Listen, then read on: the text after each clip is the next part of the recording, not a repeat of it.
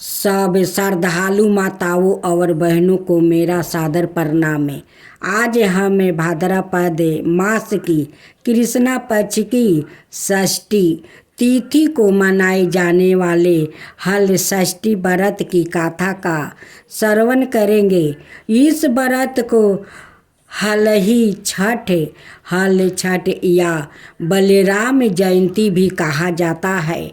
यह व्रत विशेष रूप से संतान सुख उनकी शीघ्र आहु कल्याण के लिए किया जाता है। इस दिन माताएं व्रत रख कर भगवान श्री कृष्ण के बड़े भाई बलराम जी की पूजा करती है और उनके जीवन से जोड़ी पावन कथा का श्रवण करती है। अब मैं आप सभी से निवेदन करती हूँ कि श्रद्धा भाव से इस पवित्र व्रत कथा को ध्यान पूर्वक सुने ताकि हम सभी को इसका पूर्ण लाभ प्राप्ति हो। सभी श्रद्धालु भक्तजनों को मेरा प्रणाम है। आज हम सुनाने जा रही हूँ हल षष्ठी व्रत कथा। आइए भक्तजनों, हम सब मिलकर श्रवण करते हैं हल षष्ठी व्रत कथा को। भाद्रपद माह के कृष्णा पक्ष की षष्ठी को यह पर्व भगवान श्री कृष्ण के ज्येष्ठ भ्राता श्री बलराम जी के जन्म उत्साह के रूप में मनाया जाता है। इसी दिन श्री बलराम जी का जन्म हुआ था। हल षष्ठी की व्रत कथा नियम अनुसार है। प्राचीन काल में एक ग्वालिन थी। उसका प्रस्ताव काल अत्यंत निकट था। एक और वो प्रस्ताव से व्याकुल थी तो दूसरी ओर उसका मन गौ रस दूध दही बेचने में लगा हुआ था। उसने सोचा कि यदि प्रस्ताव हो गया तो गाय रस यूं ही पारा रह जाएगा। यह सोचकर उसने दूध दही के घड़े सिर पर रखे और बेचने के लिए चल दी। किंतु कुछ दूर पहुंचने पर उसे असहानी प्रस्ताव पीड़ा हुई। वो एक झारबेरी की ओटे में चली गई और वहाँ एक बच्चे को जन्म दिया। वो बच्चे को वही छोड़कर पास के गांव में दूध दही बेचने चली गई। संयोग से उस दिन हल षष्ठी थी। गाय भैंस के मिश्रित दूध को केवल भैंस का दूध पात कर उसने सीधे साधे गांव वालों में बेच दिया। उधर जी से झारबेरी के नीचे उसने बच्चों को छोड़ा था। उसके समीप ही खेत में एक किसान हाल जोत रहा था। अचानक उसके बैल भड़क उठे और हल का फल शरीर में घुसने से वो बालक मर गया। इस घटना से किसान बहुत दुखी हुआ। फिर भी उसने हिम्मत और धैर्य से काम लिया। उसने झारबेरी के कांटों से ही बच्चों के चीरे हुए पेट में टाँके लगाया और उसे वही छोड़कर चला गया। कुछ देर बाद ग्वालिन दूध बेचकर वहाँ आ पहुँची।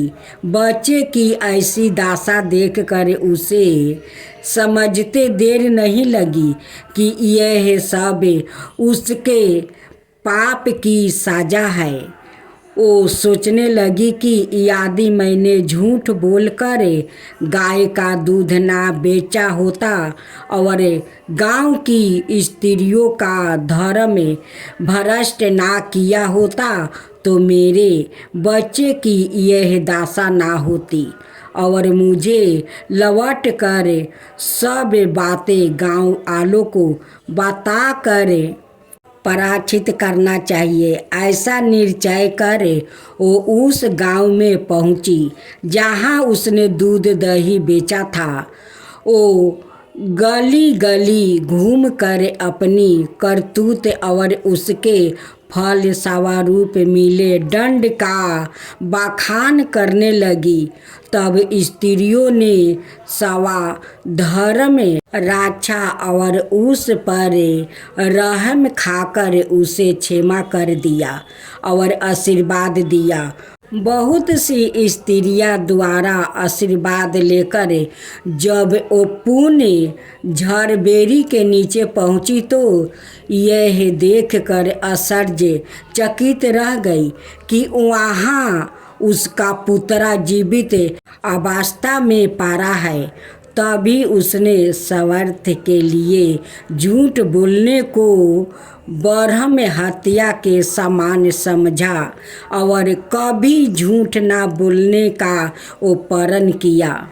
श्री कृष्णा। राधे राधे। भक्तजनों, आज हम सभी ने श्रवण करेंगे कारागार में श्री कृष्णा जी की अवतार की गाथा। कंस को मगध नरेश जरासंध और अनेक बलशाली राजाओं का सहयोग प्राप्ति था। उनकी मदद से वो यादव वंशियों का नाश करने लगा। यादव वंशियों कंस के अत्याचार से भयभीत होकर दूसरे देशों में जाकर वो बसने लगे। उसने एक एक करके देवकी की 6 पुत्र की हत्या कर डाली। अंत में 7वां गर्भ के रूप में भगवान शेष जी देवकी के गर्भ से भगवान श्री कृष्णा ने अपनी योग माया को आदेश दिया कि तुम इस समय देवकी के गर्भ से स्थित शेष जी को रोहिणी के गर्भ में स्थापित कर दो। मैं संपूर्ण कलाओं के साथ देवकी का पुत्र बनूंगा और तुम्हें आनंद गोपियों की पत्नी दशोदा के गर्भ से जन्म लेना। भगवान के आदेश से योग माया ने वैसा ही किया। कुछ दिनों बाद देवकी के शरीर की कांति से बंधी गिरहे जगमगाने लगा। यह देखकर कंस ने सोचा कि इस बार अवश्य ही इसके गर्भ में मेरे प्राणों के ग्राहक विष्णु ने प्रवेश किया है। परंतु एक तो यह स्त्री है, दूसरे मेरी बहन है और तीसरे गर्भवती है। इसको मारने से मेरी कीर्ति नष्ट हो जाएगी, इसलिए मैं इसका वध नहीं करूँगा। कंस इतना अधिक दुष्ट था कि वो देवकी को आसानी से मार सकता था, पर इस समय उसने सवाए ही क्रूरता का विचार छोड़ दिया। अब वो विष्णु के प्रति वो बैर ठान कर उनके जन्म की प्रतीक्षा करने लगा। आखिर प्रतीक्षा का समय समाप्त हुआ। भगवान के अवतारी की शुभ घड़ी आ गई। रोहिणी का पावन नक्षत्र था। आकाश के सभी नक्षत्र तारे शांत और संयम हो गया। निर्मल आकाश में तारे जगमगा रहे थे। पृथ्वी की छाया निराली हो गई। आज बहुत दिनों बाद पृथ्वी के स्वामी भगवान उनका भार हरण करने के लिए अवतार ले रहे हैं। इसलिए वो पलक पवार बिछाकर और हृदय खोलकर प्रभु के दर्शन के लिए तैयार हो गई। जिस समय भगवान के अवतार का अवसर आया, स्वर्ग में देवताओं की नगारा अपने आप बाज उठी। किन्नर और गंधर्व मधुर स्वर में गाने लगे, अप्सराएं नृत्य करने लगी, बड़े बड़े देवता और ऋषि मुनि आनंद से भर कर पुष्पा की वर्षा करने लगे। जल से भरे हुए बादल गरजना करने लगे। भाद्रपद के कृष्णा पक्ष की घोर अंधकारी आधी रात को तीनों लोकों के स्वामी भगवान श्री कृष्णा देवकी के गर्भ से प्रकट हुआ। वासुदेव जी ने देखा, उनके सामने एक अद्भुत बालक है। उसके नेत्रा कमल के समान कोमल और विशाल है और चार सुंदर हाथों में शंख, चक्र, गदा और कमल लिए हुए है। उसके गले में कस्तूर मणि झिलमिला रही है। इसके श्यामल सुंदर शरीर पर मनोहर पीतांबर फहरा रहा है। उसके कमर में करधानी की लड़ियाँ लटक रही है। आभूषण से सुशोभित बालक के अंग अंग से अनोखे हीरा मोती छट छिटक रही है। जब वासुदेव ने देखा कि मेरे पुत्रा रूप में साक्षात श्री हरि आए हैं, तो उनके आनंद का ठिकाना न रहा। उनका रोम रोम आनंद से भर गया। मन ही मन उन्होंने ब्राह्मणों को 10,000 गायें देने का संकल्प कर डाला। श्री कृष्णा की अंग कांति से छुतिका गिरहे जगमगाने लगा। वासुदेव ने श्री हरि के चरणों में शीश झुका दिया और स्तुति करने लगा। उनका सारा भय जाता रहा।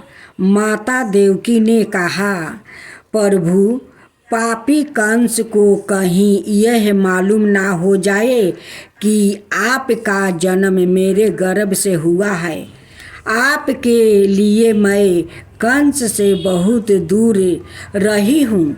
आप अपने इस रूप को छिपा कर बालक रूप में हो जाइए।